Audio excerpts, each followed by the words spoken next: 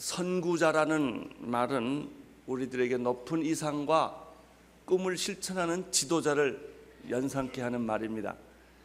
일제시대에 작곡된 조두남 씨의 선구자라는 우리나라 가곡이 있는데, 그 노래를 들을 때마다, 전 잘 못 부르니까 들을 때마다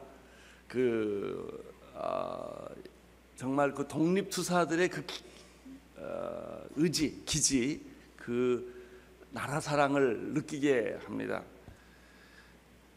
가사를 좀 제가 적어봐 봤는데요. 일송정 푸른 소른 늙어 갔어도 한 줄기 해란강은 천년 두고 흐른다. 지난날 강가에서 말달리던 선구자 지금은 어느 곳에 거친 꿈이 깊었나, 이런 겁니다. 지난날 강가에서 말달리던 선구자, 2절은 이역한을 바라보며 활을 쏘던 선구자, 3절에 가보면 조국을 찾겠노라 맹세하던 선구자. 신약에 보면 이런 선구자가 한 사람이 또 나타납니다. 세례 요한입니다. 그는 예수 그리스도를 위한 선구자로 이 세상에 맨 처음 온 사람입니다. 세례 요한이 선택되고 난 이후부터 예수님의 제자가 선택이 됩니다. 그는 사람이 살지 않는, 사람이 살기를 싫어하는 광야의 거처를 두고 살았습니다. 그의 의상은 약대 토롯이요 허리에는 가죽띠를 띠고 살았습니다. 그의 음식은 메뚜기와 석청이었고, 자기를 찾아오는 사람들에게 좋은 메시지를 전하지 않았습니다. 인기 있는 메시지를 전하지 않았습니다. 회개하라고 하는 그런 듣기 싫은 얘기를 한 사람입니다. 그는 결국은 목이 잘려 죽었습니다. 고독하고 외로운, 인기가 없는 그런 사람이었습니다. 그러나 이 사람을 우리는 참 사랑하고 존경하고 그리워합니다. 이런 사람처럼 되고 싶다, 이런 생각을 합니다. 세례 요한에 대한 오해가 세간에는 많이 있었습니다. 첫째는 그가 위대한 설교자라고 하는 오해입니다. 사람들은 그 시대 세례 요한의 설교가 얼마나 충격적이고 강력하고 영향이 있었던지 그 사람이 살기를 시조하는, 사람이 없는 그 광야에 몰려들었습니다. 그 사람 설교 들으려고. 굉장한 설교가입니다. 바리새인과 사두개인들까지도 왔습니다. 사람들은 세례 요한을 가리켜 혹시 이 사람이 그리스도가 아닐까라고 착각할 정도였고, 구약에 그 하늘에 불을 내렸던 엘리야가 아닐까라고 생각할 정도로 위대한 설교가였습니다. 사람들은 그가 선지자일 것이다라고 말을 할 정도로 그는 영향력을 주는, 사람에게 깊은 충격을 주는 설교를 한 사람입니다. 그래서 그런 오해받는 것은 당연합니다. 세례 요한에 대한 또 하나의 오해가 있을 수 있는데, 그것은 그는 세례를 베푸는 사람이다라는 오해죠. 요단강에서 세례를 베풀었습니다. 그를 찾아온 사람들에게 회개를 외치고, 그리고 요단강에서 정말 세례를 베푸는 그런 선지자였습니다. 심지어 세례 요한은 예수님에게까지도 세례를 주지 않았습니까? 아주 인상적이죠. 그리고 세례 요한의 별명이 그냥 요한이 아니고 세례 요한이라고 하는 걸 보면 분명히 그는 세례 주기 위하여 세상에 온 사람이라고 하는 그런 오해를 받을 만합니다. 세 번째, 그 세례 요한에 대한 또 하나의 오해는 사회 정의를 부르짖는 그런 개혁가였다라고 하는 오해입니다. 이 말도 틀린 말은 아닙니다. 실제로 그 당시 권력의 정점에 있었던 헤롯 왕의 부도덕과 비리를 겁없이 생명을 내놓고 그는 정직하게 이야기한 사람입니다. 우리는 알면서도 말 못할 때가 얼마나 많습니까? 꿀 먹은 벙어리처럼 다들 우리는 살지 않습니까? 이게 틀린 줄 아는데, 이렇게 하면 안 되는 줄 아는데 그냥 지나가는 거죠. 세례 요한은 그러지 않았어요. 그는 정말 겁없이 외치다가 목이 칼에 잘려 은쟁반에 놓이는 그런 최후를 마친 사람입니다.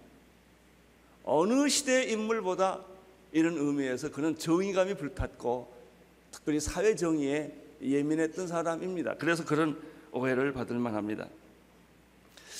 그러면 세례 요한의 삶을 우리가 이야기를 할 때 그가 정말 위대한 설교가였고 세례를 주시는 분이었고 사회 개혁가였음에도 불구하고 그의 삶이 그렇게 정의할 수 있느냐? 아닙니다.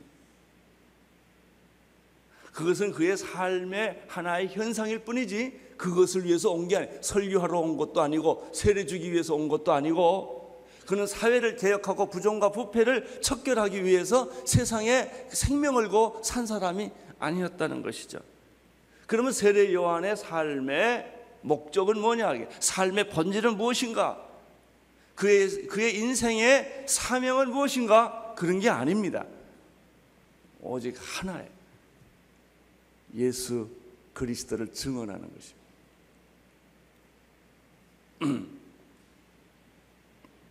예수님이 하나님의 아들이시요 모든 온 인류를 위한 구원자요 세상 죄를 지고 가는 하나님의 어린 양이라고 하는 이 사실을 그는 몸으로, 자기 삶으로, 자기 생애 전체를 던져서 이야기하는 것, 말하는 것, 선포하는 것, 증언하는 것, 그것이 세례 요한의 삶이었다.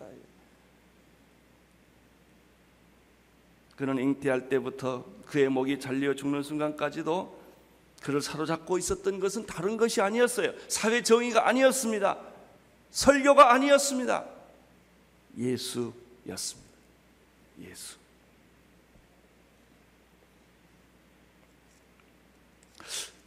저는요, 이 말이 굉장히 사실은 제가 설교 준비하다가 이 말을 묵상하다 제 자신에게 충격이 왔어요. 왜냐하면 저는 성직자거든요. 온누리교회 목사거든요. 그러니까 당연히 예수를 위해 사는 사람이 아니겠습니까? 제가 온누리교회 목사라는 건 확실합니다. 확실하죠?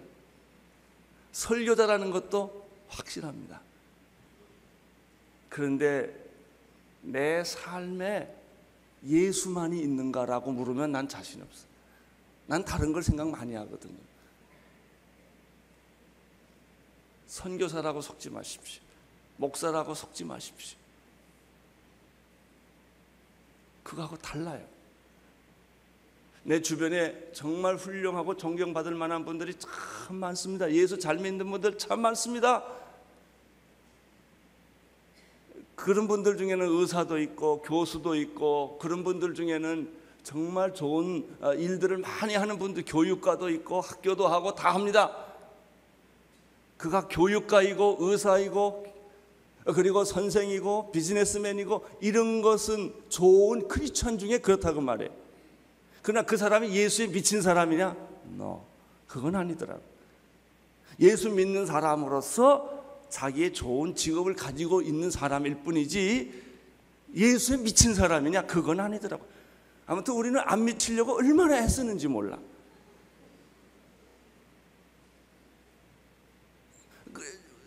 우리는 얼마나 지혜롭게 살려고 하는지 몰라요. 모든 사람 다 좋게, 모든 사람들이 다 볼 때 이 사람은 괜찮은 사람이다. 그런데 예수도 잘 믿는다. 그저 요 정도 수준에서 자기 삶을 정리하고 사는 거예요. 그 이상 금을 넘어가지 않으려고 해요. 그 차이예요. 제가 오늘 이 아침에 세례 요한을 통해서 내 자신이 은혜 받고 여러분과 함께 은혜 나고 싶었던 부분이 이 부분입니다. 과연 우리는 예수에 미친 사람인가요? 잠을 자도, 밥을 먹어도, 꿈을 꿔도, 길을 걸어도, 누워도, 병들어도, 내가 건강해도, 내가 실패해도, 성공해도, 살아도, 죽어도 내 몸 안에는 오로지 예수만 있냐 이거예요. 그건 아니다는 거예요. 일주일에 한 번 정도 교회 오고, 좀 더 오는 사람은 일주일에 몇 번 교회 오고, 그저 그런 것뿐이지 내 안에 예수가 정말 있냐?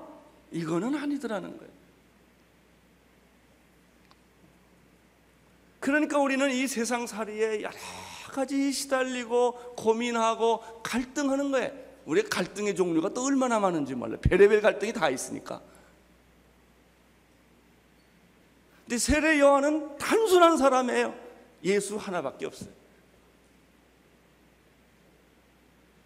예수 하나. 예수 하나밖에 없기 때문에 그 사람이 균형이 깨졌느냐?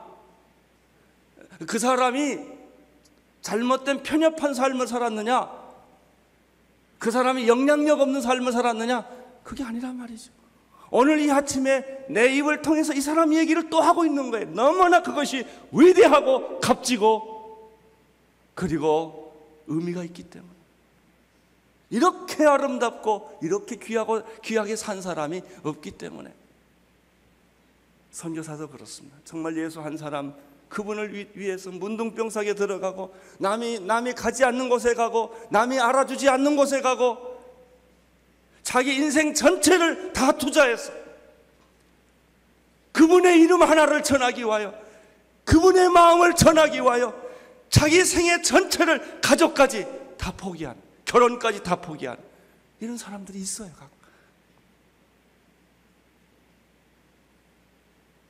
이 세례 요한의 삶이 이런 것이었다.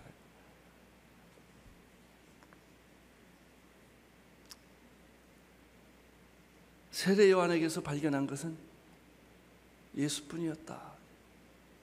예수였다.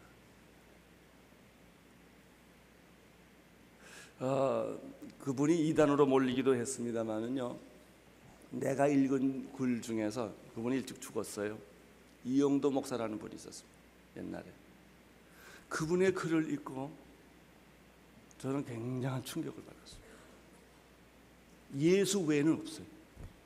교단도 없고 교파도 없고 총회도 없고 노회도 없고 인간관계도 없고 그의 설교는 오직 예수만 토하더라.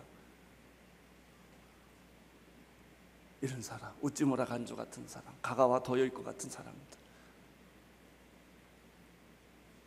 어쩌면 이 사람 안에는 예수만 있다. 우리는 교단이 있고 교파가 있어요. 우리는 자기 교회가 있어요. 그래서 예수님이 자꾸 가리워지는 거예요.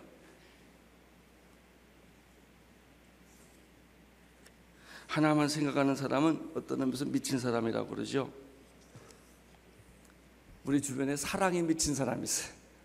그 한 사람만 사랑하는 거예요. 스토킹 하듯이.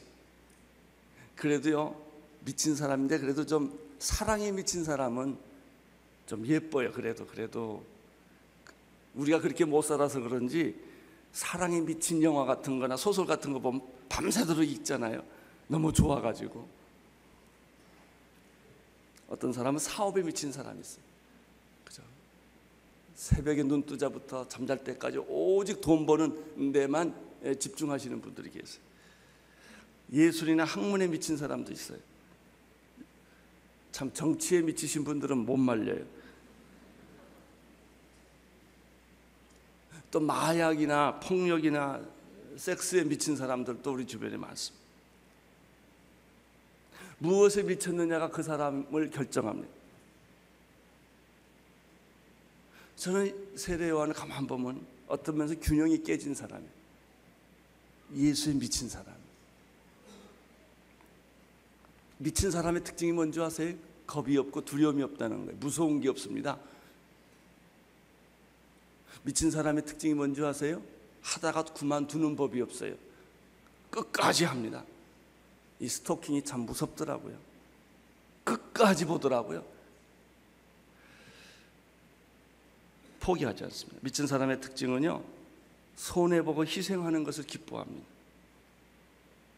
순교한 사람이 제정신입니까? 적당히 타협하고 목숨을 건지지 왜 순교합니까? 한 가지에 미쳐서 그래요.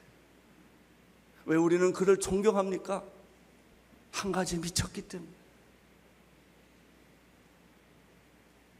자기의 직업, 자기의 재산, 자기의 지위, 자기가 계산한 미래, 이런 것들을 가차없이 버리는 거예요. 그런 건 중요하지 않다. 내가 평생 쌓아온 명예, 마음에 순식간에 다 버려. 그 하나를 위해서. 이런 용기, 이런 결단, 이런 순수성, 이런 믿음, 이거예요. 우리는 그렇게 못 살지만 그렇게 사는 사람을 부러워하고 존경합니다.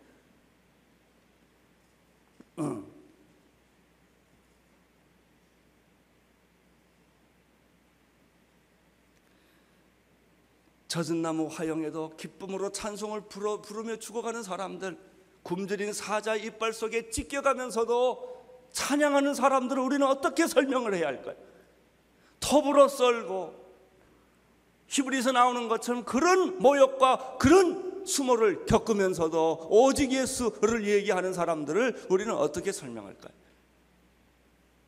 그렇게 하게 한 힘이 무엇일까요? 만약에 우리에게 그런 용기와 힘이 우리에게 있다면 이 세상이 두려울 것이 무엇이 있겠습니까? 우리는 세례 요한에서 이 사람이 예수에 미치는, 예수의 증인이 된 세 가지 특징을 발견합니다. 첫째, 19절입니다. 19절에서 우리는 요한의 그 독특한 예수에 정말 미친, 예수만이 자기 삶의 전부가 되는 그 이유를 첫째 발견합니다. 19절을 보십시오. 시작. 제사장들과 레위인들을 요한에 보내어 내가 누구냐 물을 때 요한의 증거가 이러하니라. 사람들은 물었습니다. 내가 누구냐? 첫 번째 요한에서 발견하는 것은 이거예요. 내가 누구냐라고 말할 때 그것을 정확하게 이야기할 수 있으면 내 삶에 예수를 위한 삶의 시작이 된다는 것입니다. 사람들은 물었어요. 너무 엄청난 기적을, 영향력을, 사회 변화를 일으키기 때문에 사람들은 당신이 누구요? 정체성의 문제입니다. 당신이 누구요? Who are you? 여러분 누굽니까? 당신은 누굽니까? 뭐 하는 사람입니까? 당신 명함은 무엇입니까? 당신의 직업은 무엇입니까? 당신은 무엇을 하다가, 어디서 태어나서 무엇을 하다가 앞으로 죽으면 어디로 갈 겁니까? 여러분, 이 문제에 대한 해답이 있어야 된다는 거죠. 이 문제에 대한 확신이 있어야 된다는 거예요. 내 삶에 대한 대답이 있어야 된다는 것이죠. 자기 삶에 대한 대답이 없는 사람이 무엇을 할 수 있겠습니까? 목적이 있어야 가지요. 목적 없이 가는 걸 가리켜 방황이라고 그래요. 열심히 가는 사람은 열심히 방황하는 사람이에요. 그것뿐이에요. 세례 요한이 이렇게 대답합니다. 20절을 보십시오. 시작. 요한이 말하고 드러내어 말하고 숨기지 아니하니, 드러내어 하는 말이 나는 그리스도가 아니라 한데, 세례 요한에서 발견하는 첫 번째 메시지, 당신이 누구요? 라고 말할 때 나는 이러이러한 사람이 아닙니다 라고 분명히 말했다고 하는 점입니다. 나는 누가 아니요? 그리스도가 아닙니다. 이 말은 무슨 뜻일까요? 거짓된, 자기 과장된, 자기 환상에 빠진, 자기 사람들이 기대하는 자기를 거부하는 거예요. 우리의 위기는 뭐냐면 사람들이 나를 훌륭한 사람, 인기 있는 사람, 스타로, 사장으로, 교수로 많은 이름을 불러주는데 그 이름을 부를 때마다 노를 못하는 데 문제가 있는 거예요. 그걸 받아들이는 거예요. 교수님이죠? 예, 그렇다 이거예요. 사장님이시죠? 예. 장관이시죠? 예. 그래서 또 옛날 장관 한 것까지 다 현재까지 다 빌려서 쓰지 않습니까? 대통령이죠? 예.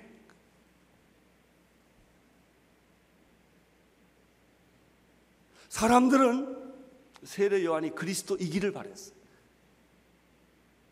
사람들이 그를 예수일 거다, 예수가 되기를 바란다, 예수가 되어주기를 바란다 라고 하는 그런 기대와 환상을 예수님 그 세례 요한에게 다 줬다고요.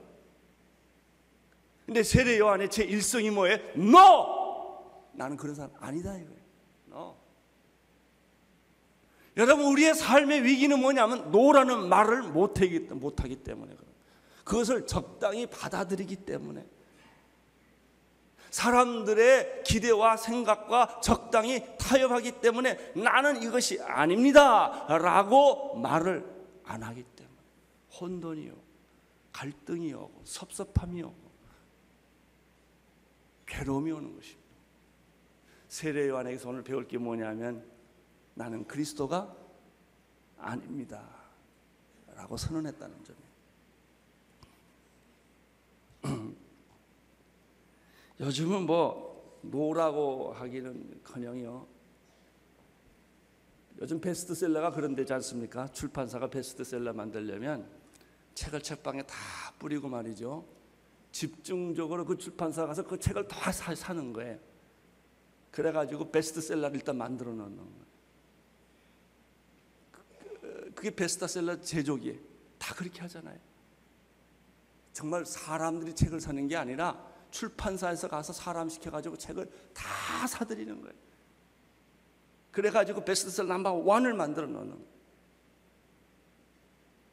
이 사람들은 또 거기에 속아서 진짜 베스트셀러인 줄 알고 또 다 가 사본다는 거죠.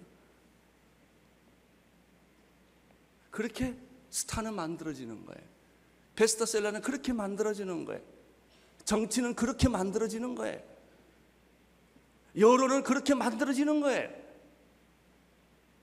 그리고 또 거기에 앉아서 그렇다고 말해요. 이게 여기에 대해서 세례 요한이 뭐라고 말했어요? No! 아니다 이거 아니다. No. 나는 오늘 여러분들이 자기가 아닌 것에 대해서 노라고 말하는 용기가 있게 되기를 축원합니다. 그래야만 예수를 위해 살아요. 모든 기득권, 모든 명예, 모든 조작에 대해서 노를 하는 것.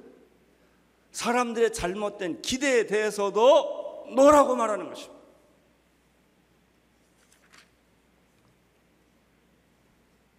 (21절을) 보십시오. 같이 읽겠습니다. 시작. 또 묻되 그러면 뭐냐? 그가 내가 엘리야냐? 가로되 뭐라 그래요? No.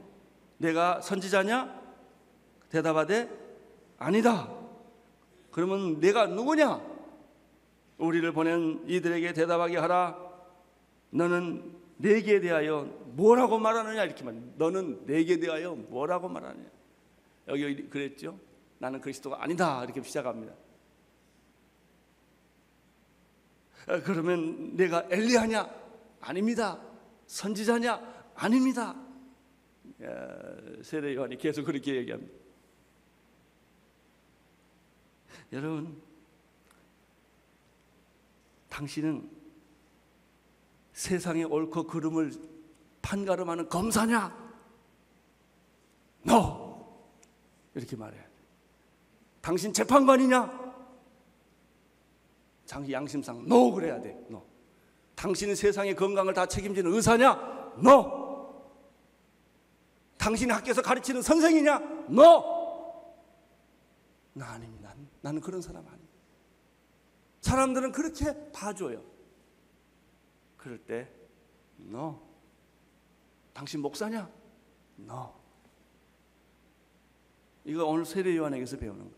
나는 그리스도가 아니요, 엘리야도 아니요, 선지자도 아니요. 아니요. 두 번째입니다. 두 번째 세례 요한에서 그러면 배우는 것은 무엇이 있을까요? 23절 보십시오. 시작. 그러되 나는 선지자 이사야 말과 같이 주의 길을 곱게 하라고 광야에서 외치는 자의 소리다. 첫째, 자기 부정이에요. 두 번째, 그러면 너는 누구냐? 너는 내 자신에 대해서 뭐라고 설명하느냐라고 말할 때 세례 요한이 이렇게 말하죠. 내 생각에는 이렇게 말하지 않아요. 사람들이 나에 대한 이런 칭호를 붙여줍디다 이런 말도 하지 않아요. 나는 이런 외모고시를 파스했습니다. 나는 사법고시를 파스했습니다. 나는 대학에 들어갔습니다. 그래서 나는 이런 자격을 가졌습니다. 이렇게 말하지 않는단 말이죠. 물론 교수님인데 당신 누구요? 나는 교수 아닙니다. 이렇게 말하지 말라는 뜻이 아니에요. 이거는 여러분의 영적 태도를 말하는, 영적 태도를 아닙니다. 그럼 당신 누구냐? 요한의 얘기를 잘 들어보세요. 요한이 뭐라고 말해요? 성경에 말하는 바에 의하면, 이런 뜻입니다. 성경이 말하는 바에 의하면 이사야 이야기를 인용해서 하는 거예요. 나는 광야에서 외치는 자의 뭐다? 소리입니다. 그래서 우리가 여기서 배우는 두 번째 메시지는 뭐냐면, 당신을 정의할 때 성경에서 말하는 대로 정의하라. 성경에서 당신에게 부여해준, 하나님이 부여해준 사명을 가지고 여러분의 삶을 결정하라, 이러니. 세례 요한은 세례받 주는 사람도 아니요, 설교하는 자도 아니요, 사회개혁가도 아니요, 성경에서 그에게 부여해준 별명이 뭐예요? 나는 광야에서 외치는 자의 소리다.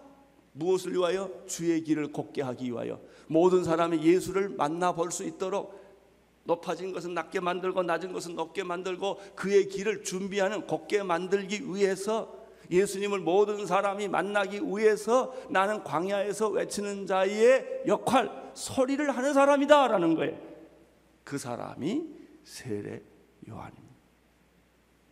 나는 여러분의 삶이 예수를 증거하는 삶이 되기를 바라고, 예수를 위한 삶이 되기를 바라고, 그렇게 여러분 자신이 무엇을 하든 어디에 있든, 건강하든 병들든, 가난하든 부유하든, 유명하든 무명하든 내 삶이 예수를 보여주는 삶입니다. 나는 그것을 위해서 성경에 말한 대로 이 세상에 왔습니다.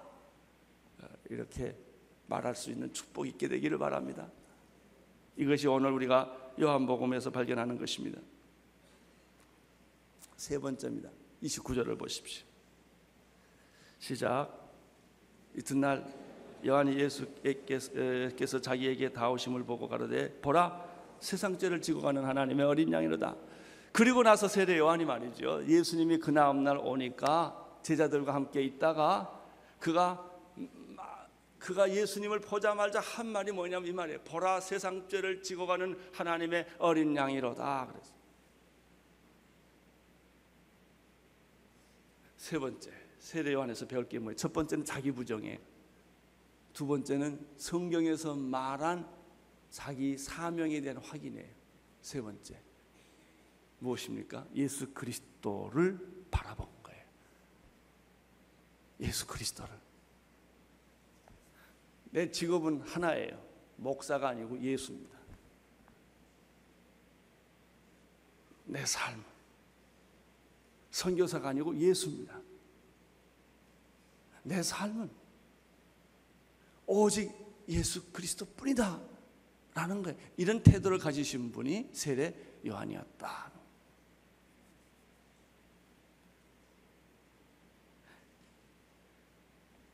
30절에 보면 세례 요한이 이렇게 말합니다. 그분은 나보다 앞선 분이었다 라고 말합니다. 내가 전에 말하기를 내 뒤에 오시는 이가 있는데 나보다 앞선 것은 그가 나보다 먼저 계심이라 한 것이 이 사람을 가리킵니다. 예수는 누군가? 32절에 보면은 성령이 비둘기처럼 임하시는 분이시다 라고 말합니다. 요한이 또 증거하여 가로되, 내가 보매 성령이 비둘기같이 하늘에서 내려와서 그의 위에 머물러 있더라. 33절 하반절에 보면요, 예수님에 대해서 세례 요한은 또 이렇게 말합니다. 그가 성령 세례를 베푸는 분이시다. 성령이 내려서 누구에게든지 머무는 것을 보거든 그가 곧 성령으로 세례를 주시는 이인 줄을 알라 하셨기로. 요한이 본 예수의, 그는 세상 죄를 지고 가는 하나님의 어린 영이다. 나보다 먼저 계신 분이었다. 그분에게 성령이 임하신 분이었다. 그분이야말로 불로 성령의 세례를 베풀어 주시는 분이시다. 내가 이분을 위하여 이 세상에 왔다. 사랑하는 오늘 교회 성도 여러분, 오늘 나는 이 세례 요한을 통하여 이런 놀라운 삶의 원리와 철학을 배울 수 있게 되기를 바랍니다. 당신이 무슨 일을 하든 무슨 직장을 갖든 그분은 예수를 위한 사람이었다. 예수만 있었던 사람이었다. 어떤 사람은 때레사 같은 사람은 예수를 위한 삶이라는 사람보다 가난한 사람을 위한 사람이었다, 이렇게 인상이 깊지 않습니까? 달라요. 그게 그게 그거 아니냐? 아니에요. 이 사람은 위대한 교육가였다, 이 사람은 위대한 비즈니스맨이었다, 그렇게 말 듣는 거 하고요, 이 사람은 예수의 사람이었다는 거 하고는 달라요. 나는 그 말을 동시에 다 듣게 되기를 물론 축원합니다. 예수에 미친 사람, 예수만이 있는 사람. 저는 우리 나라의 믿음의 선배 가운데 체질은 잘 안 맞지만 존경하는 사람이 하나 있어요. 최봉석 목사님, 예수 천당을 외쳤던 사람. 그 말이 어느 정도 사실인지는 모르겠지만 그 사람은 건들면 예수, 건들면 천당이 나온대.